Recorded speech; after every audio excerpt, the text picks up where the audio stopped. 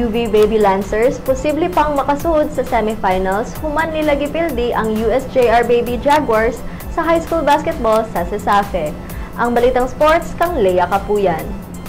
Gipildi sa University of the Visayas Baby Lancers ang University of San Jose Recoletos Baby Jaguars sa CESAFE High School Division 68-42 aron paghatag o paglaom sa ilang kupunan nga makasud sa semifinals. Kung napildi ang Baby Lancers, mauna-unta kadto ang katapusan nilang duwa tungod kay nagkupot man og twice to beat advantage ang Baby Jaguars. Sa pagsugod pa lang sa duwa, maayo na nga opinsa ang gipakita sa Baby Lancers, diin wa gyud nakatilaw og labaw ang Baby Jaguars sa paghuman sa matag hugna sa duwa.